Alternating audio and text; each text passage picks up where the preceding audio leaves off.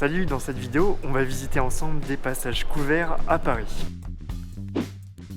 Si tu en as marre des lieux trop touristiques, c'est une très bonne idée de visite insolite. En plus, c'est gratuit, et pour un jour de pluie ou de froid hivernal comme aujourd'hui, c'est bien pour s'abriter. Les passages couverts sont un ensemble de voies tracées au milieu des immeubles, pour la plupart construits dans la première moitié du 19e siècle. Leur but était de protéger la population de la boue et l'agitation des rues, en leur offrant des passages protégés des intempéries par de belles verrières, et regroupant de nombreux commerces et restaurants en un seul lieu. À la pointe de la technologie de l'époque, ils étaient éclairés au gaz et couverts par de grandes verrières en fer forgé. Plus tard, les travaux d'Haussmann qui ouvrent les quartiers en perçant de grandes avenues et la concurrence des grands magasins conduiront à la disparition de la plupart d'entre eux. Et maintenant, invitons Tobias, un guide parisien qui va nous parler de quelques galeries. Salut Tobias. Salut Stan, ça va bien? Comment ça va? Ça va bien et toi? Ça va. Alors, est-ce que tu pourrais nous dire combien est-ce qu'il y a de passages couverts à Paris? À l'origine, il y en avait à peu près 150. La plupart ont été détruits, donc maintenant il en reste à peu près une trentaine. On va commencer par quel passage? On va commencer par le plus ancien, le passage des panoramas.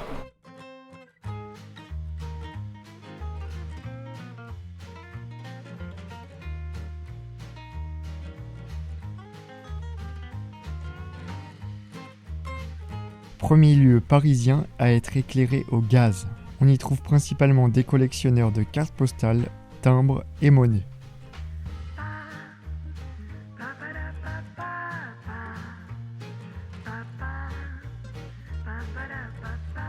Le premier panorama est né en 1792 à Londres, dans lequel tu avais une tour de 30 mètres circulaire, dans lequel on pouvait voir une vue en panoramique. C'était une des premières formes de divertissement visuel. Quelques années après, c'est Robert Fulton, l'Américain, qui importe cette technique en France. Malheureusement, il n'a pas assez d'argent et donc c'est James Taylor qui fait construire 2 rotondes circulaires ici, surplombant le passage des panoramas. Pour 1,50 franc, le spectateur entrait en bas des escaliers de la rotonde et pénétrait dans un couloir sombre. Plus qu'un divertissement, c'était aussi une instruction. C'est à ce moment-là que le passage des panoramas connut sa première période de gloire. Là, on est devant l'ancienne chocolaterie François Marquis qui a plus de 170 ans. Maintenant, elle a été reconvertie en restaurant, The French Paradox, canard et champagne. Les boiseries, le bois sculpté, c'est vraiment magnifique. Est-ce que tu sais qui faisait les invitations et les menus pour le Palais de l'Élysée? C'est le graveur Stern que nous avons derrière nous, qui est là depuis 1867. C'est une des institutions de ce passage des panoramas. Aujourd'hui, c'est un restaurant. Ici, on a quelque chose d'intéressant parce qu'en fait, Émile Zola, il aimait bien se balader dans les passages. Et un jour, il a écrit un roman qui s'appelait Nana, dont le contexte de ce roman a lieu dans ce passage des panoramas.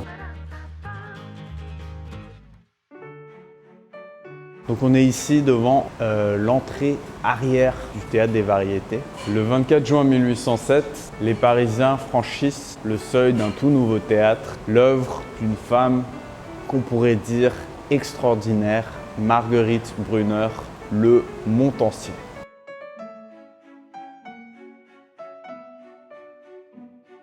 Dans la continuité du passage des panoramas, on trouvera, en traversant juste une rue, successivement le passage Jouffroy et le passage Verdot.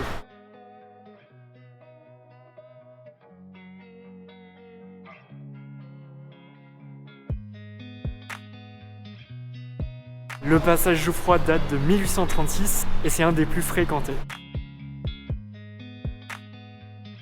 Ce passage est témoin de l'évolution technologique du 19e siècle. Premier passage construit en métal et en verre et chauffé par le sol.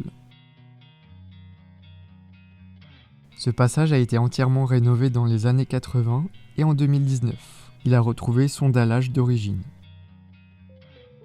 On y trouve le célèbre musée Grévin avec ses statues de cire inaugurées en 1882, on trouve également l'un des plus vieux hôtels de Paris, l'hôtel Chopin, ouvert sans interruption depuis 1846.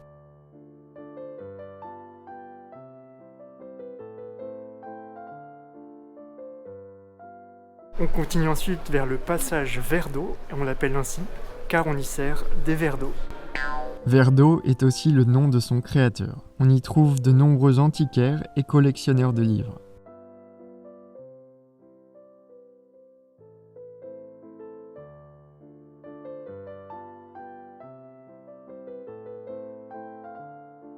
Ensuite, voici l'un des plus spectaculaires, d'une hauteur de 12 mètres, le passage du Grand Cerf.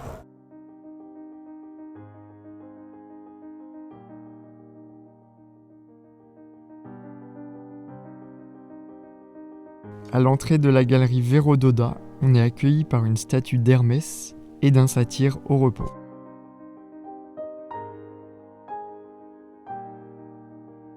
De style néoclassique, il est ouvert en 1826 et connecte le Palais Royal aux Halles.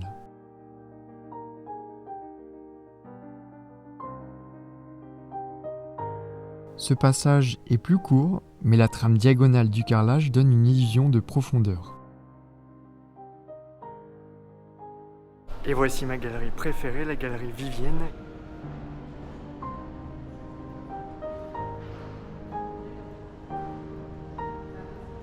C'est l'architecte François-Jacques Delannoy qui conçoit cette luxueuse galerie décorée dans le style pompéien.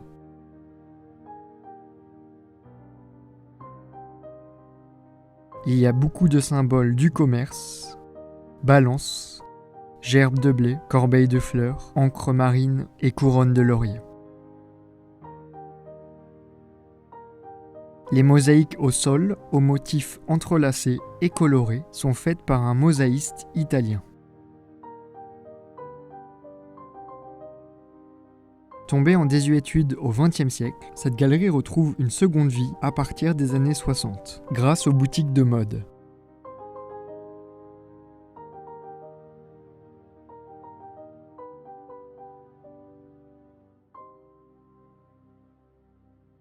C'est au numéro 13 de cette galerie où habita Vidocq en 1840. Et juste à côté, on va trouver la galerie Colbert.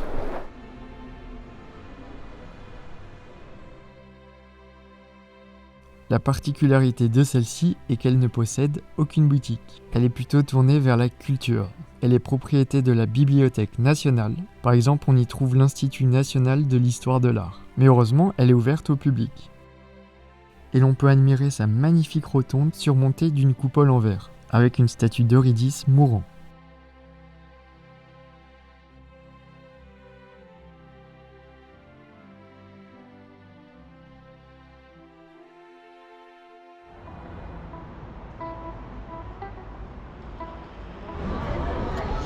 Donc là on est rue du Faubourg Saint-Denis et on va aller visiter le passage Brady.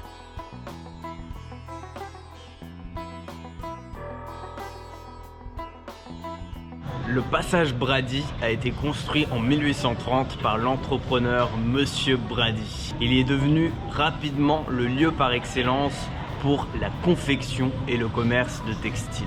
Maintenant, il est connu sous le nom du Little India de Paris. Parce que c'est ici qu'on va trouver les restaurants, les épiceries, les artisanats indiennes.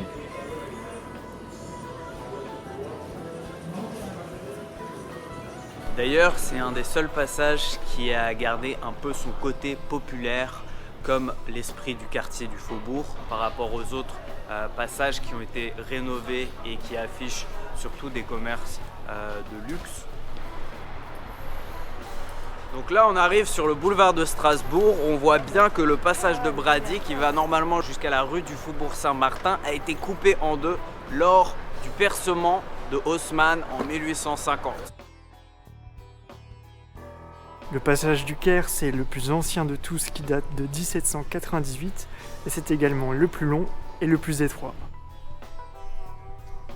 Sur l'une des façades, on peut voir 3 effigies de la déesse Hathor, reconnaissable à ses oreilles de vache. Ce passage doit son nom à l'engouement pour l'Égypte suite à la campagne de Napoléon. On y trouve aujourd'hui essentiellement des grossistes de prêt-à-porter.